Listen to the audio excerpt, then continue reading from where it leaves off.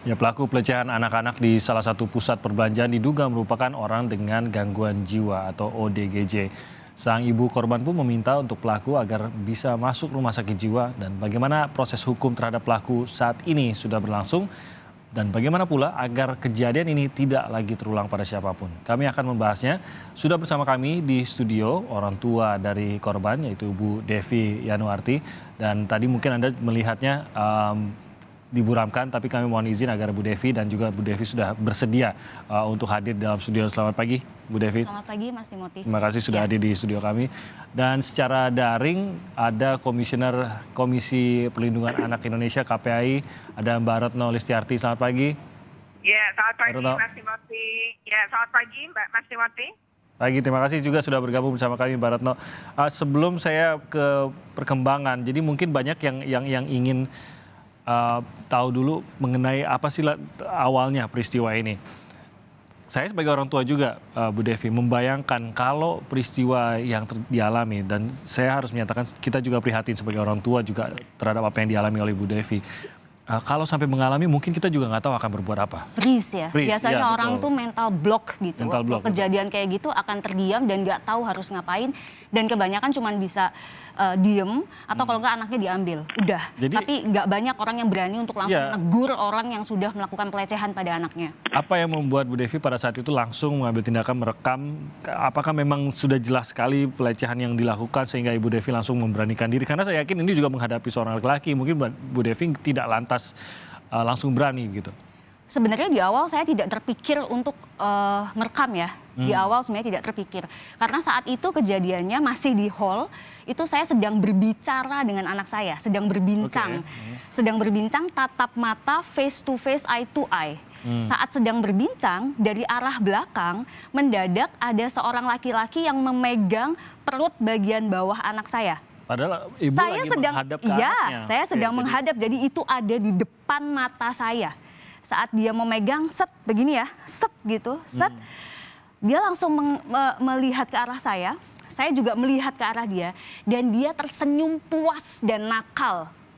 Jadi malah senyum? Dia memakai masker tapi di dagu, gitu. Jadi saya bisa lihat sorot matanya, saya bisa lihat senyumannya, ekspresinya saya bisa lihat, Mas Timothy. Setelah itu saya sepersekian detik masih berusaha untuk berpikir apakah dia teman saya ya. Sama juga, shock juga kan apa yang terjadi. Sepersekian gitu. detik. Tapi setelah itu saya yakin he's not my friend gitu. Saya udah berpikir begitu, dia siapa ini? Langsung saya sontak berteriak saat itu. Ini keadaan riuh ya, ramai sekali. Karena live show sudah berjalan. Live show ini sedang ada pertunjukan untuk anak-anak. Betul, jadi memang ramai sekali orang tua dan anak-anak di sana. Saya berteriak, ngapain kamu colek-colek anak saya? Dia hanya melihat ke arah saya dan tersenyum. Setelah itu saya langsung bilang ke suami saya tidak melihat kejadian itu karena dia sedang melihat ke arah sebaliknya. Saya bilang, papi ini tolong dipegang ya Malik, gitu. Terus saya langsung kejar dia, jadi dia tuh jalan cepat, tidak lari ya, tapi jalan cepat. Tapi lumayan juga saya ngikutinya, ngos-ngosan gitu kan. Saya datangi dia, saya konfrontasi lagi. Ngapain kamu pegang-pegang anak saya? Ngapain kamu colek-colek anak saya? Dia kembali melihat ke arah saya, tersenyum. Sambil bilang, maaf. Gesturnya gitu. lah. Gesturnya begitu. Tapi ini tetap nggak make sense buat saya. Ini tetap ada yang aneh sama dia. Saya langsung tahu ini ada yang aneh sama dia. Dia langsung berjalan cepat masuk ke toko elektronik di depan, mencoba untuk kabur dari saya, tapi saya tetap kejar. Saya teriakin lagi karena dia tidak berhenti ya, dan saya mulai khawatir dia lari dari saya gitu. Saya lepas masker saya supaya lebih kencang. Saya panggil dia, kamu pedofil ya? Itu kalimat yang ada di kepala saya waktu itu. Harapan saya dia berhenti. Harapan saya juga, saya bisa ada orang lain yang bisa membantu saya. Dan saat itu pasti sudah menjadi perhatian banyak orang. Semua orang sudah mulai menoleh tapi have no clue ya, kayak nggak tahu apa-apa. Ada security mungkin saat itu di sekitar? Saat itu mungkin ada, tapi saat itu tidak ada yang tertangkap di mata saya. Jadi saya tidak melihat, tapi mungkin ada ya, saya hanya nggak lihat aja. Sampai dia akhirnya masuk ke toko elektronik, saya masih berteriak, saya bilang ke orang-orang, dia sudah colek-colek anak saya. Dia sudah colek-colek anak saya. Mendadak ada bapak di sebelah saya muncul menggendong bayi perempuan umur 15 bulan. Saya tahu setelahnya ikut berteriak. Dia juga udah colek-colek anak saya. Jadi ada korban sebelumnya bahkan. Sepersekian detik itu juga saya langsung tersadar kalau saya tidak sendirian. Saya bukan satu-satunya korban, ada orang lain. Dan sepersekian detik itu juga saya langsung berpikir, cepat ya, ini tempat ramai banget, banyak banget anak kecil. Kalau misalnya ada saya dan dia, berarti pasti saya berasumsi ada kemungkinan nih, ada anak-anak lain yang juga udah dipegang, dicolek, diraba sama dia. Saya langsung panggil security. Security, mana security? Saya teriak sebisa-bisanya karena memang keadaannya rame banget. Saya teriak sebisa yang saya bisa. Gak ada yang datang waktu itu, belum ada yang datang. Terus dia mencoba untuk kabur, naik ke eskalator. Naik ke eskalator, si Bapak M bilang, sudah saya handle aja Bu. Ini Bapak yang gendong anak tadi ya? Si Pak M tadi. Dia mulai lari, naik ke atas eskalator, saya terdiam. Suami saya bilang, udah. Gitu. Mungkin saya berpikir mungkin namanya orang kita tuh kan biasanya begitu, nggak mau ribut ya. Ya, jadi udah gitu. Tapi sepersekian detik itu juga saya berpikir, no, ini ada yang salah. Saya harus tangkap orang ini, saya harus pastikan dia dikurung. Itu langsung terpikir itu, karena saya merasa aneh, tatapannya itu masih terngiang di kepala saya. Ini ada yang aneh sama orang ini. Saya langsung bilang sama suami saya, tolong anak kita kamu yang save ya, kamu yang handle. Supaya dia tidak ada dalam aura saya gitu. Akhirnya saya lari ke lantai atas, bertemu dengan security perempuan, saya tanya, di mana Mbak, di mana? Itu Bu di sana. Saya lari lagi, lari sekencang-kencangnya. Di situ saya sambil berpikir, ini nggak bener. Saya semakin yakin ini nggak bener dan saya tahu apa yang saya lakukan adalah benar. Akhirnya, jadi membuat Anda berani untuk terus mengejar Bapak itu. Akhirnya saya langsung pegang HP. Oh, di sini baru merekam. Baru. Oh, jadi sebenarnya sudah ada proses panjang Ibu ngejar dulu sebelum akhirnya rekaman yang kita lihat ini. Sebelum akhirnya saya merekam. Jadi saya merekam itu lebih karena orang ini kabur. Dan saya tuh ada kekhawatiran kalau saya nggak bisa dapat mukanya dia. Ya, orang ini sudah pergi aja. Akan hilang begitu saja lagi. gitu. Akhirnya saya merekam dan rekaman pertama itu yang ada di eskalator. Eskalator ini ya, yang di sebelah kanan ini mungkin bisa. Ya, ini betul. Yang pertama, yang ada di eskalator, yang mana dia tetap kabur, tetap berusaha lari. Si Bapak M juga lari. Saya tidak tahu sudah ada security atau tidak karena saya kurang melihat ya. Mungkin sudah ada, saya sambil terus merekam, berusaha untuk mendapatkan mukanya sampai akhirnya sampai paling atas. Jadi saya tuh berlari dari hall sampai XX1. Untuk orang yang nggak pernah olahraga seperti saya, itu tuh bener-bener adrenalin yang telah membuat saya bisa berlari begitu cepat dan kencang untuk bisa mendapatkan orang ini sambil berteriak. Karena saya meminta tolong. Ini kok sampai lantai atas kok nggak ada yang menghentikan ya. Kok nggak ada yang menghentikan, semua orang cuma melihat. Saya nggak menyalahkan ya, karena pasti orang juga bingung ada apa gitu. Karena saya tahu orang bingung, akhirnya saya sambil merekam, sambil menjelaskan dan berteriak-teriak. Orang ini udah colek-colek anak di bawah. Orang ini udah colek-colek anak-anak di bawah. Memberi pemahaman ke mereka yang sambil memberi pemahaman kepada orang-orang yang tercengang gitu. Dan akhirnya satpam atau security akhirnya turun tangan juga. Sekitar ada 5 security itu yang datang dan menangkap dia. Karena ternyata saat ada jeda, kan ada jeda di mana saya masih terhenti di bawah. Itu ternyata si pelaku sempat memukul Pak M 2 kali. Oh ya? Iya. Di situ Pak M sempat bercerita pada saya dalam prosesnya, saya dipukul sama dia 2 kali. Banyak saksinya ya. Banyak saksinya memang waktu itu. Sayangnya tidak saya rekam. Banyak saksinya. Saya sedang menggendong anak saya dan dia berani-beraninya mukul saya. Kalau anak saya kena gimana? Udah, di situ kami langsung dibawa ke security. Di security kami beradu argumen ya. Dan dia terus menjawab. Kami bertengkar dalam bahasa Inggris. He is so good in English. He have an accent, American accent. Dia sangat pintar. Di situ kami sadar bahwa ini tuh bukan orang biasa. Dia orang pinter dan saat itu masih normal ya. Masih bisa menjawab. Dia cuma bilang, "Ya sudah, kalau gitu saya mana-mana." Kan disuruh nulis surat aduan atau apa. Ya udah saya mau nulis, udah ya. Saya cuma punya waktu saya cuma waktu setengah jam. Setelah itu saya mau pulang karena saya ada acara. Itu disebutkan oleh terduga pelaku ini? Iya. Oke. Saya tahu sepertinya dia sudah terbiasa ya diadukan lalu dia mendadak bebas begitu saja gitu. Dan dalam prosesnya dia terus-terusan mengkonfrontasi bahkan sempat mengancam membunuh saya dan keluarga. Jadi sempat ada ancaman juga? Ada ancaman dan untungnya ada videonya. Bu Devi, saya ke Mbak Retno dulu. Mbak Retno, mungkin sorotan dari Anda terkait peristiwanya sendiri tentu ini mengkhawatirkan. Saya juga sering mengajak anak saya ke acara-acara tadi pertunjukan anak-anak yang berlangsung di mall dan lain-lain. Kalau tahu ada hal seperti ini tentu ini juga mengerikan bagi orang tua gitu. Apa tindakan yang harus diambil untuk memastikan bahwa hal seperti ini tidak pernah terjadi pada siapapun? Ya, pertama saya mengapresiasi ibu korban. Ini luar biasa dan menurut saya ini contoh baik ya bagi para orang tua. Jadi kita nggak boleh diam ketika ada kasus seperti yang dialami oleh anak dari ibu korban ya. Karena semakin kita diam, maka akan banyak korban lain dan si pelaku nggak punya efek jera. Jadi dengan demikian ini sesuatu yang sangat patut kita apresiasi dan momentum kita bersama untuk menghentikan pelecehan seksual dan kekerasan seksual pada anak.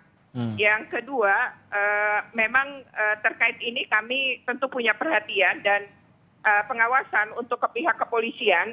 Karena kan prosesnya yang kami tahu saat ini memang sedang diperiksa ya kejiwaan dari si pelaku. Jangan sampai juga dia ngaku-ngaku orang dengan gangguan jiwa, padahal dia tahu dengan mengaku begitu dia bisa bebas hukum. Kemudian yang kedua, memang ini dengan psikolog yang independen, ya maksudnya tidak dari pihak keluarganya pelaku. Atau tidak dari dokter yang pelaku, saya rasa ini sesuatu yang sangat berimbang ya. Artinya kita coba lihat nanti hasilnya seperti apa. Kalau dia pura-pura gila gitu ya, tentu ini bisa dibuktikan nanti. Tetapi kalau oleh ahlinya lah ya. Dan ini kalau ternyata dia pura-pura gila tadi, saya rasa mungkin butuh second opinion juga. Harus ada pembanding lagi nih untuk memastikan jangan-jangan dia juga ahli mengelabui seolah-olah dia tuh nggak waras gitu. Yang berikutnya lagi, menurut kami kalau ternyata betul dia orang dengan gangguan jiwa, maka ini memang harus dituntut tadi ya. Betul ibu korban mengatakan, ya dia harus dikurung gitu, betul itu ya untuk melindungi anak-anak kita. Dan sebenarnya kalau ingin memeriksa apakah dia pedofil atau enggak, itu emang ada caranya lagi gitu ya. Karena pedofil atau tidak juga harus diperiksa oleh ahlinya dan itu tingkatan pemeriksaannya juga cukup banyak rumit ya. Tapi perlu dibuktikan juga. Dan kalau memang itu terjadi, kan undang-undang TPKS juga jelas. Undang-undang perlindungan anak juga jelas bagaimana tuntutannya ya. Tapi kalau dikurung betul. Kalau betul dia memang sakit jiwa, ya harus dikurung pada masa-masa berapa lama, ya itu sebaiknya diputuskan juga oleh ahlinya. Ini hubungan atau tanggung jawab dari mungkin orang yang bertanggung jawab atas orang tersebut, Mbak Retno bagaimana ya? Maksudnya kalau memang ada gangguan kejiwaan, pasti kan mungkin ada keluarga juga atau ada pihak yang bertanggung jawab atas dirinya begitu. Apakah ini juga bisa dimintai pertanggungjawaban kah? Atau memang karena gangguan jiwa akhirnya ya tidak bisa diproses begitu atau hanya bisa melalui pengobatan saja atau bagaimana? Ya saya rasa ini juga bukan kejadian pertama ya. Kemungkinan ini pernah terjadi dan dia lolos gitu. Nah jadi keluarganya kalau memang dia orang dengan gangguan jiwa, kenapa jalan-jalan sendirian? Itu kan juga pertanyaan bagi kami ya. Ini seperti apa sebenarnya gitu. Nah ini yang perlu kita sama-sama awasi bareng nih ya, jangan sampai ini orang lepas lagi atau kita pengen tahu ya terduga pelaku si pelaku ini dia benar-benar gila atau enggak Dan kalau ternyata dia nggak gila, proses hukum harus berjalan. Ya, pelecehan seperti ini itu di dalam Undang-Undang TPKS juga udah jelas tuh hukumannya. Ya, cukup tinggi, apalagi kalau korbannya anak. Ya, jadi bisa terkena hukuman. Ya, kalau dia memang orang dengan gangguan jiwa, ya dia harus dikurung, keluarganya harus bertanggung jawab. Jangan sampai ada korban lainnya ke depannya. Oke, kita akan bahas juga. Saya ingin minta tanggapan dari Ibu Devi juga terkait dengan perkembangan dari kasus ini. Apakah memang karena perkembangan ada kemungkinan orang tersebut dengan gangguan jiwa ini akan mempengaruhi kasus, dan bagaimana juga tanggapan keluarga. Tapi kita akan hadirkan usai jeda berikut ini, dan nanti ada narasumber dari Polres juga, Polres Tangerang Selatan, yang akan kami hadirkan usai jeda berikut ini.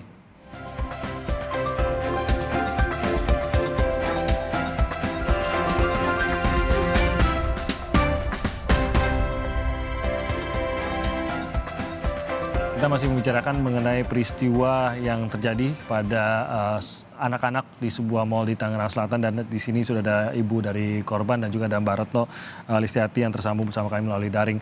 Jadi saya mau ke Ibu Devi, kelanjutan proses hukumnya sendiri bagaimana? Dari kepolisian keterangannya seperti apa, dan dari keluarga menerimanya seperti apa?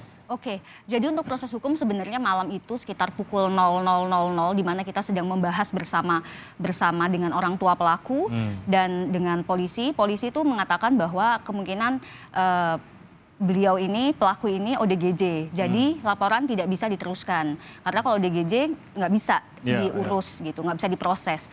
Lalu malam itu juga saya bilang, Bapak tahu dari mana kalau si pelaku ini ODGJ? Orang tua aja bilang kalau dia depresi. Nggak ada kata-kata ODGJ sama sekali. Dia depresi. Kalau begitu Bapak tahu dari mana? Apakah depresi itu termasuk dalam ODGJ? Itu yang saya tanyakan kepada polisi. Jawabannya? Polisi bilang, oh itu ahli Bu yang memutuskan. Exactly, saya bilang. Itu ahli yang memutuskan. Berarti saat ini kita harus tanya ahli dulu untuk memastikan apakah dia ODGJ atau tidak. Sebelum menyebut dia ODGJ. Karena saat ini yang kita tahu tidak ada siapapun yang mengatakan bahwa dia ODGJ. Sampai saat ini yang diketahui pasti adalah perbuatannya, tapi ODGJ-nya ini yang masih belum didalami. Itulah kenapa saya meminta langsung waktu itu, karena itu sudah sangat malam, bahkan sudah mau berganti hari. Kami semua juga sudah lelah, anak saya sudah mulai menangis. Saya minta langsung waktu itu untuk, ya sudah begini saja, tolong panggilkan ahli untuk mengecek orang ini apakah dia ODGJ atau tidak. Jika dia ODGJ, saya meminta kepada keluarga untuk bertanggung jawab, menaruh dia di RSD, dikurung dia.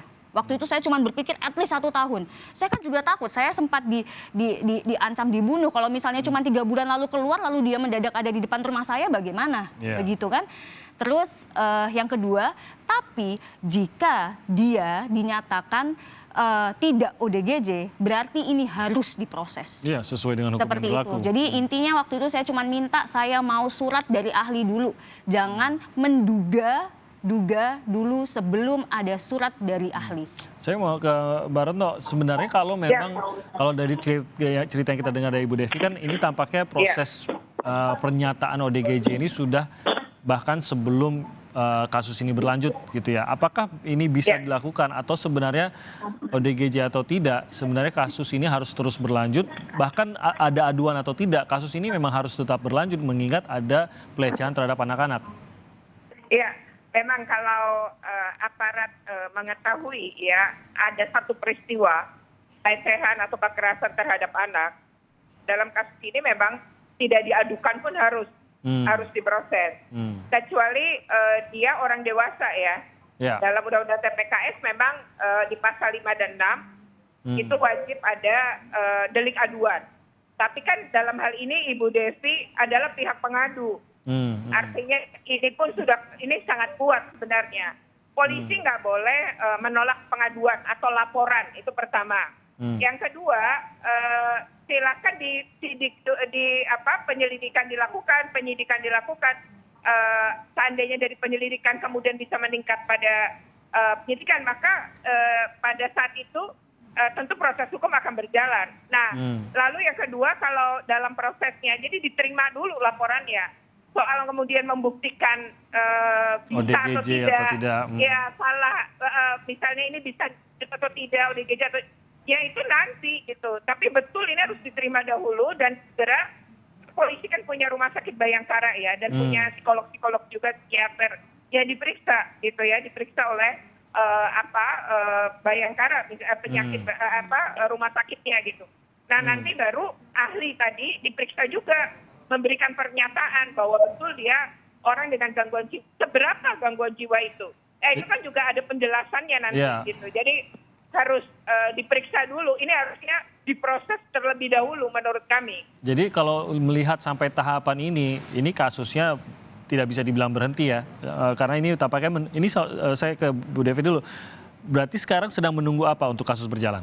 Saya sedang menunggu surat dari ahli hasil observasi apakah dia ODGJ atau tidak. Apakah kepolisian sudah memberitahukan kapan pemeriksaan akan berlangsung? Jadi pemeriksaan ini sebenarnya yang melakukan adalah keluarga bukan polisi. Saya malah baru tahu tadi keluarga, maksudnya keluarga ibu? Keluarga dari korban. Oke. Saya malah baru tahu, saya baru tahu ini dari ibu tadi kalau ternyata itu harusnya polisi ya, itu saya baru tahu karena malam itu akhirnya diputuskan, kan polisi bilang nih, polisi bilang, saya ibu ini nggak bisa kalau orang ini harus stay di sini malam ini di sel, karena ada kemungkinan orang ini akan mati malam ini. Karena bisa-bisa dia akan dibunuh oleh napi lainnya. Jadi tidak bisa. Terus gimana? Terus gimana gitu. Saya butuh ketegasan kan, nggak mungkin dong dibawa pulang. Orang tuanya aja udah bilang, saya tidak mau membawa anak ini pulang.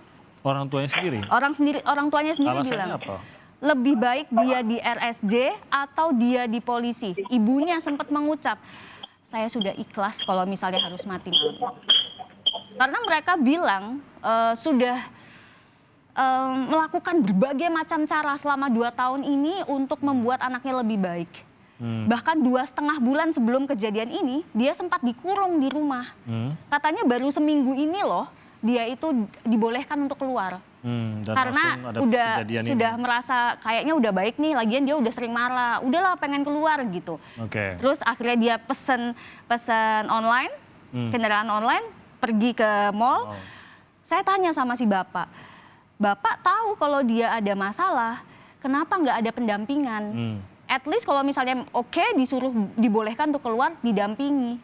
Si bapak cuman bisa terdiam dan memang intinya mereka udah nggak tahu harus ngapain lagi. Oke.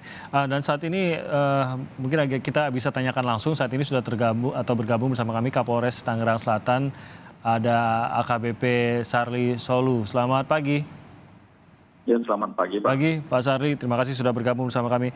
Pak Sarli, boleh diberikan update bagaimana kasus ini perkembangannya hingga saat ini? Kalau tadi dari keluarga korban ini menyatakan tampaknya prosesnya menunggu hasil dari psikolog atau pemeriksaan psikolog terhadap terduga pelaku ini, Pak. Ya, baik. Kita sudah meminta perkembangan daripada keluarga pelaku bahwa sampai saat ini pelaku yang diduga melakukan pelecehan terhadap anak itu masih dalam perawatan di rumah sakit jiwa Marzuki Mahdi di Bogor, dan sekarang terakhir update-nya itu masih dalam mental yang masih labil seperti itu. Oke. Kapan pemeriksaan akan dilangsungkan dan oleh siapa, Pak? Apakah dari kepolisian atau psikolog dari kepolisian kah atau dari pihak ketiga kah? Kita tetap update kepada keluarga ataupun juga kita akan meminta perkembangan daripada rumah sakit tersebut. Sejauh mana perkembangan. Namun kan perkara ini pada malam hari itu kan sudah ada kesepakatan daripada kedua belah pihak untuk tidak diproses lanjut. Karena sesuai dengan Pasal 44 ayat 1 KUHP menyatakan bahwa tiada dapat dipidana barang siapa yang mengerjakan suatu perbuatan yang tidak dapat dipertanggungjawabkan kepadanya sebab kurang sempurnanya akalnya atau sakit berupa akal. Berarti yang maksud daripada pasal tersebut bahwa orang yang dalam gangguan jiwa tidak dapat diproses pidana. Seperti itu. Nah, dari Bu Devi, kalau saya menangkapnya dari kata Pak Sarli ini, dari keluarga juga sudah Saya sudah menyampaikan kepada polisi, Bapak Bapak bilang bahwa ini diduga, Bapak bilang orang ini ODGJ sehingga tidak bisa diproses. Lalu saya bilang, itu dugaan Bapak kan? Suratnya mana? Saya butuh surat dari ahli dulu nih. Gitu. Akhirnya waktu itu si polisi bilang ya udah kita bawa ke Dinsos. Yang tadi kan ditolak di sel kan, karena kemungkinan akan mati malam itu kalau misalnya di sel. Ya udah, kalau gitu masukin ke Dinsos, ditolong sama polisi. Terus waktu itu memang kami diarahkan untuk berkomitmen. Jadi sebenarnya kalau misalnya ada kata damai, nggak ada damai. Kami memang tidak ada satupun orang di sana dari mulut kami tidak ada satupun ada kata damai. Yang ada adalah kesepakatan. Jadi bisa dibilang kasus ini on hold. Gitu loh. Jadi bersepakat, kami ada kertas hitam di atas putih bersepakat ini orang menjadi tanggung jawab orang tuanya untuk dibawa ke RSJ, untuk dites apakah, untuk diobservasi, dites apakah dia termasuk sebagai ODGJ atau tidak. Kalau iya dia ODGJ, keluarga harus bertanggung jawab memasukkan dan mengurung dia di sana selama masa waktu tertentu, karena kami waktu itu bilang kalau misalnya kurang dari 3 bulan lebih baik diproses aja. Gitu. Tapi intinya dari Ibu Devi dan keluarga belum merasa ada kesepakatan ini selesai? Belum, karena kami sedang menunggu hasil dari observasi. Saat ini sih hasil dari observasinya masih lisan ya. Kami kan sering berkomunikasi terus sama pelaku, mengatakan bahwa pelaku ini mengalami gangguan mental organik, tapi lisan, belum ada tulisannya ya. Gangguan mental organik dan sedang ada di ruangan pasien amuk dan pasien emosi tinggi. Tapi di malam itu belum ada kata-kata bahwa dia memang ODGJ. Mungkin ada kesalahpahaman di sini Pak Sari. Kalau dari ditanya langsung, Bu Devi justru menyatakan belum selesai nih, belum ada kesepakatan damai atau menyelesaikan dan tidak melanjutkan kasus ini. Ya, saya tidak mengatakan bahwa adanya perdamaian, tetapi kesepakatan kedua belah pihak untuk tidak dilanjutkan proses.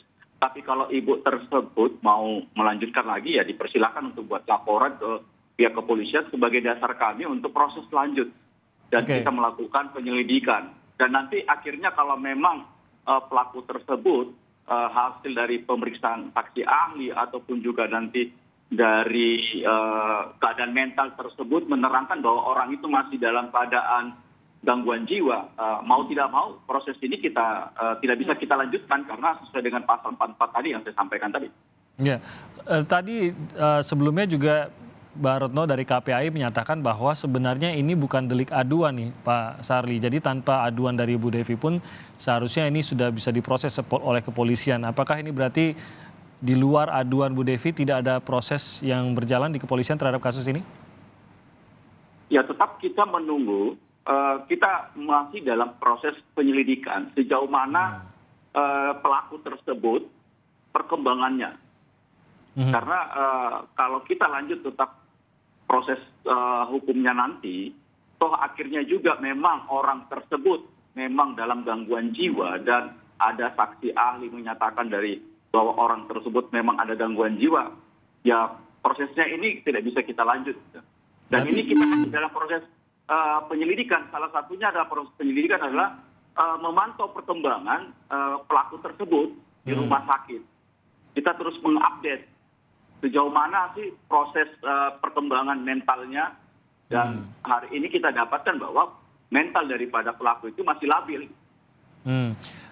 Kalau memang ini kan menunggu hasil dari psikolog nanti ya, analisa dari psikolog. Tadi Bapak mengatakan juga bahwa kalau memang dinyatakan benar ODGJ maka tidak bisa dilanjutkan kasusnya. Apakah dengan begitu sama dengan ya mau tidak mau ya bebas? Memang benar-benar tidak ada konsekuensi dari perilaku yang sudah ditunjukkan oleh terduga pelaku ini?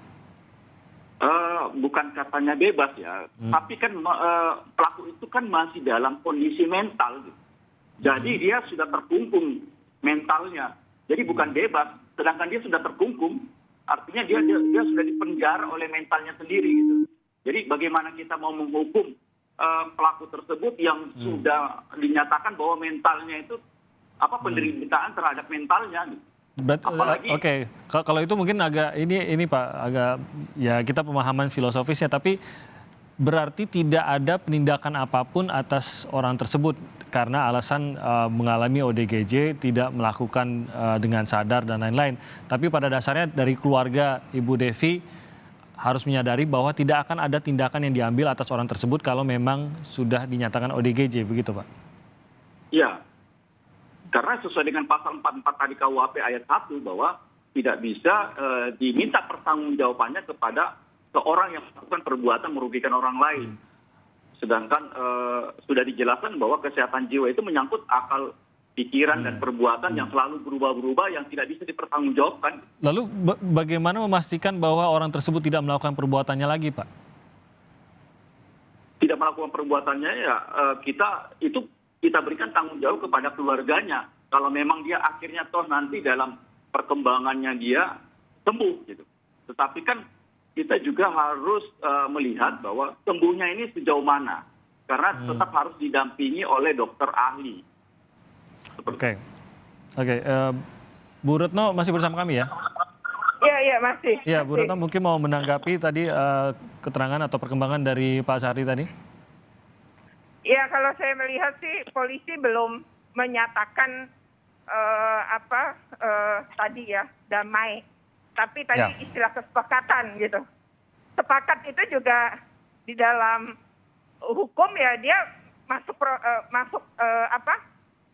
kesepakatan itu adalah bagian dari hukum itu sendiri gitu. Hanya kesepakatan ini bisa tertulis kan bisa tidak tertulis. Tapi kan ada saksi. Tadi Ibu mengatakan ada saksi-saksi juga. Ya. Yang kedua, saya rasa pertama Ibu Desi lapor aja kalau begitu. Lapor secara resmi. Kemudian kepada kepolisian. Yang kedua, agar KPAI juga bisa melakukan pengawasan proses ini. Yang kedua, sambil menunggu keputusan atau hasil asesmen dan keterangan dari rumah sakit.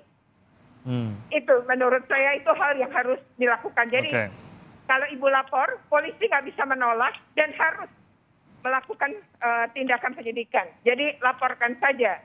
Lalu polisi harus bekerja, apalagi ini korban anak. Dan jumlah anaknya jadi korban tidak satu, banyak gitu. Nah orang ini membahayakan anak-anak. Jadi kalau proses dilakukan, kalaupun terjadi dia adalah orang dengan gangguan jiwa, maka bisa diperintahkan kepada orang tuanya untuk apa? Atau orang yang bertanggung jawab terhadap orang dengan gangguan jiwa ini. Jadi perintahnya kepada orang tua atau orang yang bertanggung jawab atas orang tersebut gitu ya? Nah, tapi itu bisa dari kepolisian, Bu Retno, ataukah harus melalui peradilan? Bisa saja kalau ingin diputuskan seperti itu. Jadi kalau orang tuanya tidak sanggup, negara harus bertindak. Gitu. Jadi dia dirawat berapa lama, kemudian sampai sembuh misalnya. Kalau tidak sembuh, ya tidak dilepas-lepas, itu juga bisa. Tadi kurungan yang kita maksudkan sebenarnya rehabilitasi ya. Iya. Jadi rehabilitasinya dilakukan, karena itu juga hak dari pelaku untuk direhabilitasi kan. Iya, oke. Memang harus dilihat sebagai hak untuk direhabilitasi, bukan sepenuhnya hukuman juga, begitu ya, Mbak Retno? Betul. Dan KPAI akan mengawasi dan memantau kasus ini seperti janji Mbak Retno tadi? Ya, jadi Ibu laporkan, nanti LP-nya Bu, fotokopi laporannya, kirimkan saja ke pengaduan online-nya KPAI. Nanti kami akan melakukan pengawasan kepada pihak kepolisian. Oke, baik. Mungkin tanggapannya Bu Devi. Ya, banyak insight-nya sih hari ini sebenarnya. Insya Allah saya akan melaporkan. Oke, jadi akan melaporkan juga ya. Walaupun memang pada dasarnya kemarin saya sempat berpikir karena dapat informasi bahwa secara lisan belum ada tulisan kalau dia mengalami gangguan mental organik, saya cuma berpikir waktu itu oke lah, apapun itu yang penting dia dikurung. Tidak harus penjara, RSJ pun nggak apa-apa. Tapi tidak punya akses pada anak-anak. Dia dikurung sehingga dia tidak ada lagi di tengah masyarakat karena ini membahayakan. Kalau misalnya dia tidak dikurung, tidak ada yang bertanggung jawab dan tidak ada yang memastikan bahwa dia tetap ada di sana, kita nggak tahu akan berapa banyak lagi korbannya di luar sana. Karena setelah saya speak up di media sosial saya, ternyata langsung banyak itu yang komen dan ternyata mengenali orang ini, sudah sering ada di mall tersebut dan melakukan kegaduhan. Bahkan sempat ada, saya capture, saya nggak tahu itu kebenarannya, tapi sempat mencoba mengambil anak di playground, tapi tidak berhasil ditaruh. Terus sempat juga ngeliatin anak senyum-senyum dan itu mengganggu sekali bagi seorang ibu yang waktu itu juga ada di sana. Dan karena dia ketakutan, dia langsung bawa anaknya dan pulang. Oke, ini akhirnya muncullah laporan-laporan tersebut. Tapi sekali lagi memang harus diperiksa sebenarnya, tapi dari munculnya saja ini sebenarnya sudah sangat mengkhawatirkan. Terakhir saya ke Pak Sarli, ini yang menarik juga Pak Sarli, apakah ini didorong juga bagi masyarakat yang mungkin saja juga pernah berinteraksi dengan terduga pelaku ini untuk melaporkan juga. Kita sering dalam beberapa kasus kan begitu Pak Sarli, kalau memang ada pengalaman dengan terduga pelaku, silakan dilaporkan ke kepolisian. Apakah ini juga kepolisian mempersilahkan hal tersebut dalam hal ini? Jadi betul, silakan masyarakat untuk melaporkan ke pihak kepolisian.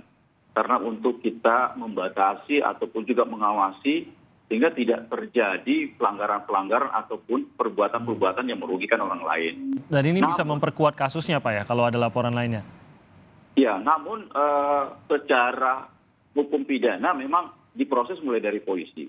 Namun untuk sanksi sosial itu marilah bukan polisi saja yang akan bertindak, tetapi kita mengajak pemerintah daerah atau pemerintah setempat untuk bersama-sama kita bagaimana mencegah beredarnya ataupun juga dengan leluasanya orang yang sudah terklaim dalam gangguan jiwa ini menjadi tanggung jawab kita semua bersama, sehingga di publik kita bisa mengidentifikasi orang-orang yang tidak boleh berada di publik, apalagi di tempat-tempat anak ya. Oke. Baik, dan terakhir Pak Sarli, kesiapan dari kepolisian, tadi Ibu Devi mengatakan akan membuat laporan dan juga dari KPAI tadi Mbak Retno mengatakan bahwa akan mengawal laporan ini? Saya kira nggak usah laporan, nanti kita akan memanggil untuk diminta keterangan saksi, sebagai saksi ataupun juga nanti saksi-saksi lain kita akan panggil untuk meminta keterangan terkait dengan perkara tersebut ataupun kejadian yang sudah terjadi. Oke, jadi siap untuk melanjutkan proses juga ya Pak, kalau sudah ada laporannya ya? Baik. Tidak perlu dilapor kalau memang. Bahkan tidak perlu dilapor? Iya, kita masih dalam proses lidik Pak. Jadi, nanti kita akan tetap mengundang untuk meminta keterangan saksi lainnya. Oke, baik. Terima kasih Pak Sarli Solu, Kapolres Tangerang Selatan sudah hadir bersama kami. Mbak Retno juga dari KPAI, terima kasih banyak sudah bergabung bersama kami. Dan juga Ibu Devi, sekali lagi kita prihatin terhadap apa yang terjadi. Terima kasih untuk keberaniannya. Dan saya rasa seperti kata Mbak Retno tadi, kita juga sebagai masyarakat, sebagai orang tua harus berani kalau memang hal-hal seperti ini terjadi di sekitar kita. Terima kasih Bu Devi. Sama-sama Mas Timothy.